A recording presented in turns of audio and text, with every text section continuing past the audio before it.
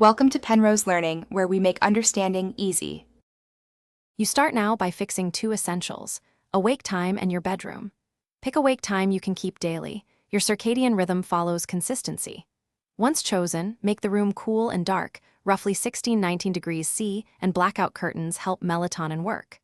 At the same time, cut caffeine after 2 p.m. and avoid alcohol near bedtime because both fragment sleep. Begin dimming lights and reducing screens 60-90 minutes before bed. You're shifting biology, not just comfort, so start these steps tonight. You now build stronger sleep drive and cues. Practice stimulus control. Use bed only for sleep and intimacy, and if you're awake 20 minutes, leave the bedroom. This reassociates bed with sleep. Get 20-30 minutes of morning daylight to anchor your circadian phase and avoid bright light at night.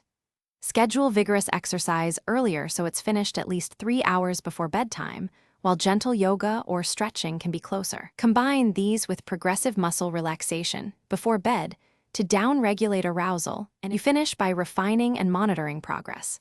Keep a simple sleep log for 2 to 4 weeks noting bed and wake times, how long to fall asleep, and nighttime awakenings. Use that data to adjust. If you need to shift timing, move by no more than 15 minutes every 3 to 4 nights to avoid circadian conflict. Make small habit changes, then reassess.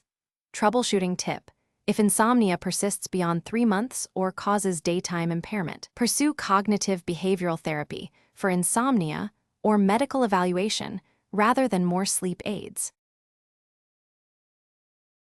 Thanks for watching. If this was helpful, leave a like and consider subscribing. See you next time.